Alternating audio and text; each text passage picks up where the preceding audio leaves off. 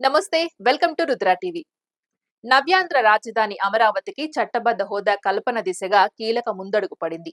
కేంద్ర హోంమంత్రి అమిత్ షాతో భేటీ అయిన ముఖ్యమంత్రి చంద్రబాబు నాయుడు పార్లమెంట్లో నెలకొన్న గందరగోళం వల్ల బిల్లులు ఆగిపోయాయని, అయితే మలివిడత బడ్జెట్ సమావేశాల్లో అమరావతికి చట్టబద్ధత కల్పించే బిల్లును ప్రవేశపెడతామని హామీ పొందినట్లు సమాచారం.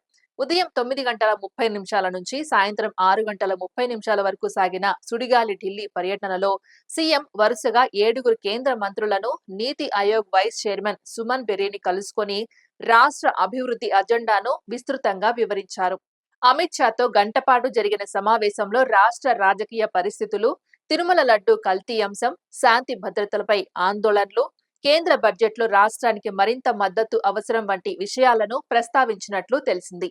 ఆర్థిక మంత్రి నిర్మలా సీతారామన్ను కలిసి రెవెన్యూ లోటు భర్తీ, పెండింగ్ ప్రాజెక్టులకు నిధులు, బడ్జెట్ కు ముందు ఇచ్చిన ప్రతిపాదనలపై స్పందన కోరగా, వ్యవసాయ మంత్రి శివరాజ్ సింగ్ చౌహాన్ ను కలిసి కొల్లేరు ప్రాంతంలో 50,000 ఎకరాల్లో మఖానా సాగుకు ప్రోత్సాహం, కొబ్బరి అభివృద్ధికి 200 కోట్లు, సేంద్రియ సాగు విస్తరణకు పీఎం ప్రమాణ్ కింద 216 కోట్లు, పర్ డ్రాప్ మోర్ క్రాప్ పథకం కింద పెండింగ్ లో ఉన్న 695 కోట్లు, తోతాపూరి మామిడికి 100 కోట్ల కేంద్ర వాటా విడుదల చేయాలని విజ్ఞప్తి చేశారు.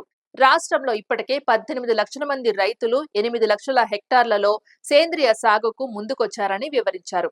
రైల్వే మంత్రి అశ్విన్ వైష్ణవ్ ను కలిసి Vizag Vijayawada high speed corridor, Vijayawada Kurnool semi high speed, Tirupati Chittoor high speed link, Hyderabad Srisailam Markapuram కొత్త లైన్, తిరుపతి మీదుగా వందే భారత్, కుప్పంలో స్టాపింగ్, దక్షిణ కోస్తా రైల్వే జోన్ గెజెట్ విడుదల, గ్రీన్ ఫీల్డ్ కోచింగ్ టెర్మినళ్లు వంటి అనేక ప్రాజెక్టులను ప్రతిపాదించారు. ఉక్కు మంత్రి హెచ్డి కుమారస్వామితో భేటీతో వైజాగ్ స్టీల్ ప్లాంట్ లాభాల బాట పట్టడంలో కేంద్ర సహకారానికి ధన్యవాదాలు తెలుపుతూ భవిష్యత్తులోనూ మద్దతు కోరారు. స్వచ్ఛ భారత్ మిషన్ 2.0 కింద జీరో ల్యాండ్ ఫీల్ స్టేట్ గా ఏపీని తీర్చిదిద్దేందుకు 105 కోట్ల కేంద్ర వాటా విడుదల చేయాలని పట్టణాభివృద్ధి మంత్రి మనోహర్ లాల్ ఖట్టర్ ను కోరగా, విశాఖ మెట్రోపై సానుకూల స్పందన వచ్చినట్లు సమాచారం.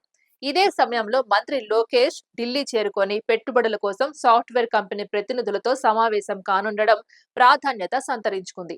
మొత్తంగా అమరావతి చట్టబద్ధత నుంచి వ్యవసాయం, రైల్వేలు, పరిశ్రమలు, పట్టణాభివృద్ధి వరకు అన్ని రంగాల్లో కేంద్ర మద్దతు సాధించేందుకు సీఎం చేపట్టిన ఈ సుడిగాలి పర్యటన రాష్ట్ర అభివృద్ధి దిశగా కీలక ఘట్టంగా మారింది.